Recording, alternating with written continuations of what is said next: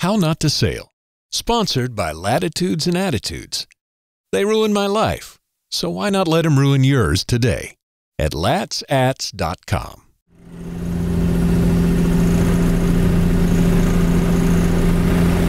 So it's day 5 of my solo sailing trip from St. Pete to Miami. As always, I encourage you to start with episode 1 if you haven't already.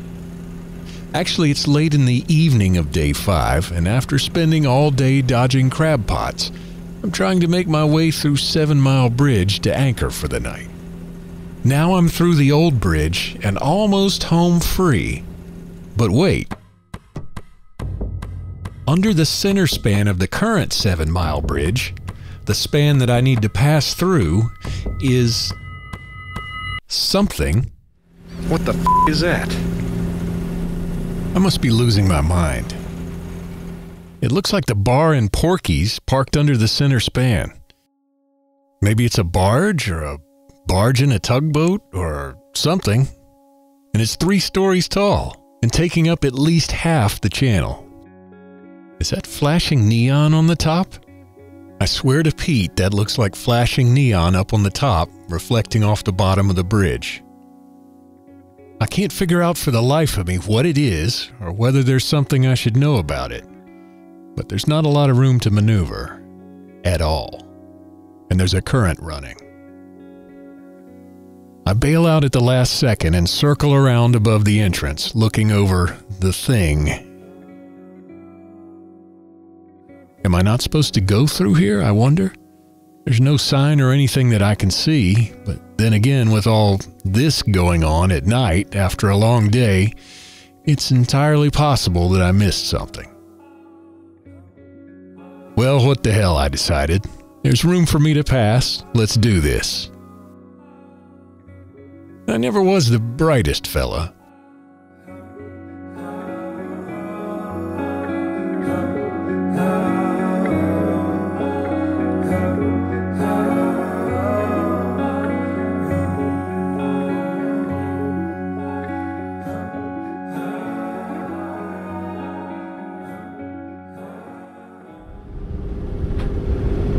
There was some monstrosity parked there that I didn't know what it was.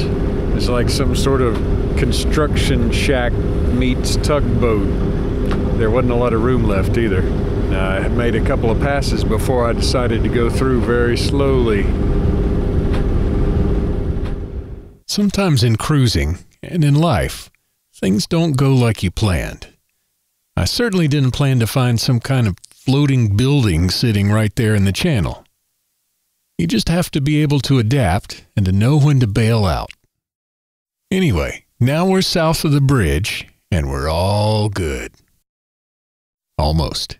And there's another crab pot. I'm going to check the depth again. Yep, even in the home stretch. Enough of crab pots already. It's another one just went right next to me. It's enough to make a fella tired. But now that I've cleared the bridge, I just have to creep over a couple of miles east toward Marathon itself, making sure not to get too close to the bridge and the shallows near it. By the way, our eagle-eared listener, Wayne Stinnett, pointed out that there's no such thing as Marathon Key. Marathon is a city located on Vaca Key, and that's where I'm headed. I see an anchorage on the south side of Boot Key Harbor entrance channel, but I don't feel like getting in among a dozen other boats at night. Nobody's anchored on the north side of the channel, so you can guess where I dropped the hook.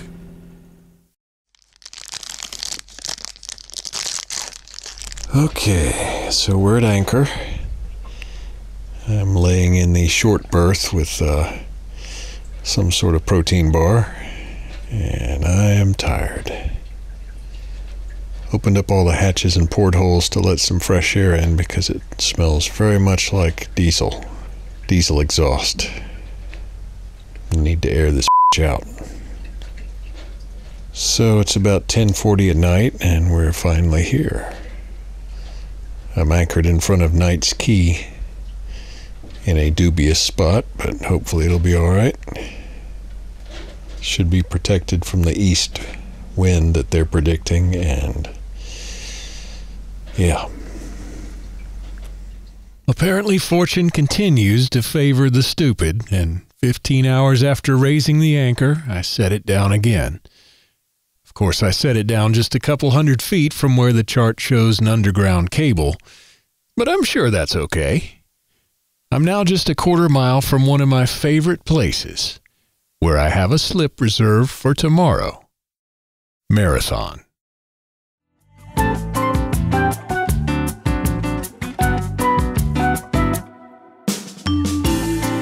But speaking of favorite things, it's time to pay the bills for 30 seconds, and I'll be right back.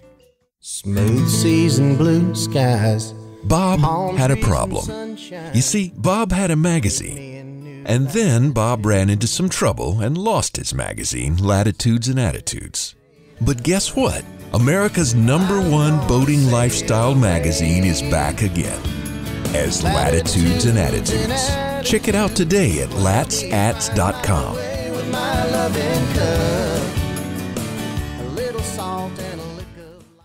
Yeah, so that's pretty much the story. The cruising magazine that I got into cruising with, Latitudes and Attitudes, transformed into Cruising Outpost after Bob Bitchin got screwed over by a very unscrupulous fellow who shut down their offices and moved to South America.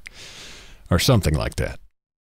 But now they're back as Latitudes and Attitudes, and we are super happy about that.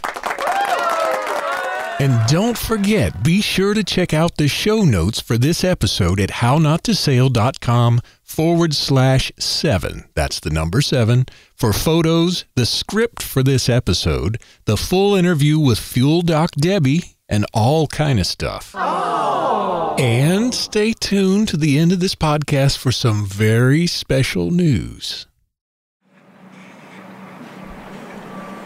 Back aboard JC Sails in the morning, I was greeted by a sound nearby on Knights Key. A sound that I'd be growing more and more familiar with on the water in South Florida. Yep, the sound of construction. Apparently they were building or remodeling something on Knights Key. But either way, I was in Marathon. Or at least near it. And all I had to do was wait for check-in time, and by this afternoon, I planned to be enjoying the saltwater pool at Marathon Marina, overlooking the sunset with a frozen adult beverage in my hand. I was so motivated, I fixed myself an omelet and sausage patties, which I enjoyed in the cockpit, not realizing that my cotton shirt wasn't exactly sunproof. Which I discovered later when I noticed I had a red chest but a white belly where the cockpit table blocked the sun, which there's a lot of down here. Sun, not my belly. Although I did kind of resemble a whale with a beard last time I was here. Eventually, I cleaned up my repast and hailed the marina on the VHF radio, where immediately came across the airwaves from just a quarter mile away the long-awaited voice of my friend, Fuel Doc Debbie. I am Debbie Davis. I am the Fuel Doc manager. Started working here in 2008. Debbie's been a fixture at Marathon Marina. As far as I could tell, everybody loved her. I was like, well, what are you hiring for? And they said, Fuel Doc. I said, well, what does that mean? And almost 11 years later, here I am. From center cockpit fishing boats to 100-foot motor yachts, Debbie patiently and expertly helped them get safely into the fuel dock or into their slip, always in good humor. My entrance into the marina would test that. I decided I wanted to back into the slip against the east wind. Debbie waited patiently for me to go around, as they say in aviation, several times, even though, as always, she had several people needing things at the same time. When I finally managed to get the ass end of the boat, or the stern as my nautical friends call it, partway into the slip, and with my boat blowing toward a much more expensive boat in the next slip south, Debbie asked me to throw her my bow line. Oops. It was then that I realized, for the umpteenth time, that a solo sailor should have lines attached to the boat and ready to deploy when he comes into a slip. I'm not sure why I hadn't done that. I must have thought for a moment that I was a world-class acrobat and sprinter. I am neither. If I were Debbie, already spending more time on a simple tie-up than should be required, and with people waiting on me to do other stuff, it would be about at this point that I would be tempted to cuss me out. But Debbie didn't cuss me out, of course. She supervised me getting bow and stern lines attached to the boat and tossed to her, where she promptly tied them perfectly to the dock cleats and pilings. Then she made sure we had a good spring line attached, asked me whether I needed shore power and what variety, told me the electrical guy would be by shortly to test my system before the marina would let me plug in, and finally hustled back to the fuel dock. Actually, your landing was very good. Most people don't realize that you only come in as hard as you want to hit the dock. As you can maybe tell, Debbie had a way of accentuating the positive. You know, I noticed when you came in slow and easy. You backed her down. You did an amazing job. You're one of the few. I don't have any good stories to tell on, but of course you haven't left yet either. So all that could change. Beneath the sunny exterior, though, was a supremely confident marinera. When I saw him leaning over the rail, then it was like instant because of my fireman background. Then it was like you just jump into action. And when we realized that he was not going to be able to pull himself from the water, then I just jumped in. And between all of us, we teamworked and got him out of the water. Yep, you heard right. She said fireman. Debbie's bio is definitely interesting. Loaded up everything, moved to the mountains of Colorado. Beautiful, fished, bow hunted, everything you can imagine. Loved it. Woke up one morning and decided I'm cold.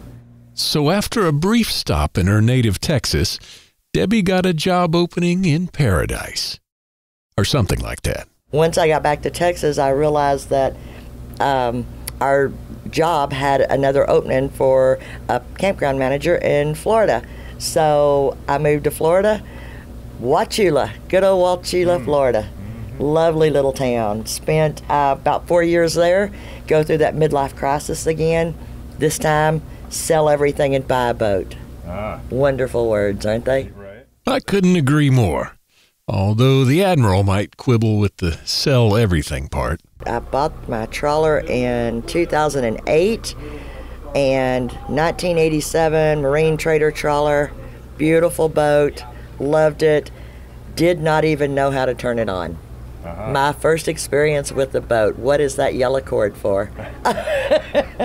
And of course, once you buy a boat, the next question for most people, if it's a nice big hefty boat anyway, is where am I going to dock it? Finally made it down here to the Keys, pulled in and loved it. Fell in love with it. The water is amazing. The people are amazing. And walked in the office to pay for my slip and they said they were hiring. And so Debbie had been working and making new friends at Marathon Marina for the last 11 years.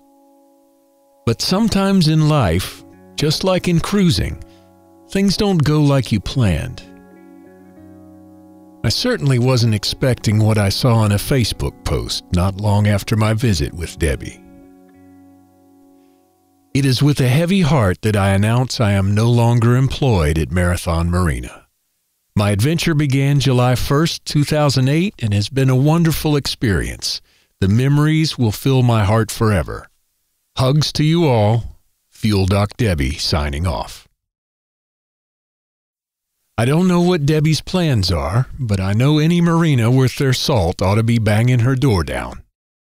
Maybe I can catch up with her soon and see what happened and how she's doing. I hope she's getting some fishing time. But for today, as I walk down the dock toward the bar and the pool, Debbie is not yet gone, and I still have some substantial sailing to do to make it to the boat show, and plenty of work to do to launch this podcast.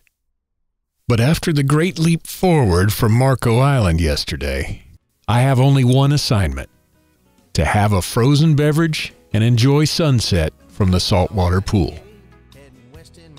And at the end of the day, as I walk along, I hear the familiar sound that you hear in every marina and anchorage from here to St. Vincent. There was a guy in the corner strumming along, a really bad version of that cheeseburger song as he played on. I started to think he's trying to sing Buffett, but he sounds like that dude from NSYNC. Everybody wants to be Jimmy Buffett. Be sure to join me next episode where we'll finally get a chance to appreciate the very special music of cruisers and would-be cruisers. And that would be trop rock. Wanna be Buffett, but I just wanna be me. And as I alluded to, I have a big announcement to make. The How Not to Sail book is now available on Kindle and in paperback. If anybody'd like to grab a copy and write a nice 5-star review, I can't promise you a beer or anything, but it could happen. Or you can stay subscribed to the podcast, the email list, or the private Facebook group at hownottosail.com/community for info on how you can get the Kindle version for free in a couple of weeks. Your choice. I sure appreciate you listening, and I'll see you next time on How Not to Sail. Screwing up is part of cruising. Let me show you how. We'll miss you, Debbie.